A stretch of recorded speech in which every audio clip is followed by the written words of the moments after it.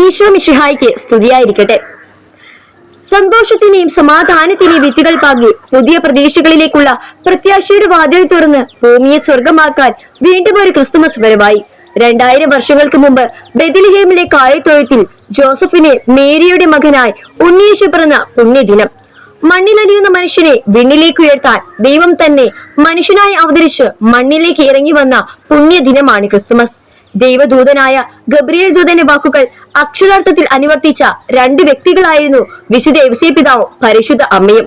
ദൂതന്റെ വാക്കുകൾ ആദ്യം പരിശുദ്ധ അമ്മയ്ക്ക് അമംഗളകരമായി തോന്നിയിരുന്നെങ്കിലും അതിനെ മംഗളകരമാക്കി തീർക്കുവാൻ സാധിച്ചത് തന്റെ ഉദരത്തിൽ ഉരുവായ ശിശു ദൈവപുത്രൻ ആണെന്നുള്ള തിരിച്ചറിവായിരുന്നു.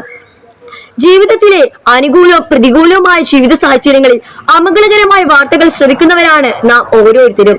ഈ അമംഗളകരമായ വാർത്തകളെയൊക്കെ മംഗളകരമാക്കണമെങ്കിൽ ദൈവം കൂടെയുണ്ടെന്നുള്ള ആ ഉറച്ച ബോധ്യത്തിൽ നാം ആയിരിക്കുമ്പോഴാണ്. ഈ പ്രത്യേകമായ പശ്ചാത്തലത്തിൽ തിരുപ്പിറവിക്കായി നാം ഒരുങ്ങുമ്പോൾ നമ്മുടെ വ്യക്തി ജീവിതങ്ങളെ നമുക്കൊന്ന് പരിശോധിക്കാം. ദൈവം കൂടെയുണ്ടെന്നുള്ള ആ ഉറച്ച ബോധ്യത്തിൽ നമുക്ക് ആഴപ്പെടാം. ഈ ക്രിസ്മസിൽ നമുക്ക് പരിശുദ്ധ അമ്മയുടെ ചൈതന്യത്തിൽ നിറഞ്ഞ് മറ്റുള്ളവരിലേക്ക് കടന്നു ചെല്ലാം. ജീവിതത്തിന്റെ എല്ലാ മേഖലകളിലും പരിശുദ്ധ അമ്മയെ പോലെ എല്ലാം മംഗളകരമാക്കി തീർക്കാൻ പരിശ്രമിക്കാം. ഈ ക്രിസ്മസ് നമുക്ക് നൽകുന്ന വലിയ സന്തോഷത്തിന്റെ സദ്വാർത്ത ദൈവം കൂടെ വസിക്കുന്നു എന്ന ഉറപ്പാണ്. ദൈവം തന്റെ ഏക മകനെയാണ് നമ്മുടെ രക്ഷയ്ക്കായി ഭൂമിയിലേക്ക് അയച്ചത്. വിശ്വാസത്തിൽ അടിയുറച്ച പ്രതീക്ഷയും ക്ഷമയോടെ കാലുള്ള കാത്തിരിപ്പും നമ്മുടെ ജീവിതത്തെ ഉയർച്ചയിലെത്തിക്കും. ദൈവം കൂടെയുണ്ടെന്നുള്ള ആ വിശ്വാസ ബോധ്യത്തോടു കൂടി നമുക്ക് ക്രിസ്തുമസിനെ വരവേൽക്കാം. ക്രിസ്തുമസിനായി ഒരുങ്ങാം. ഏവർക്കും ക്രിസ്മസിന്റെ ആശംസകൾ ഏറ്റവും സ്നേഹത്തോടെ ആശംസിച്ചിരുന്നു. മിന്നും താരം തെന്നി തെന്നി പോകുന്നു നീലാകാശമതിൽ.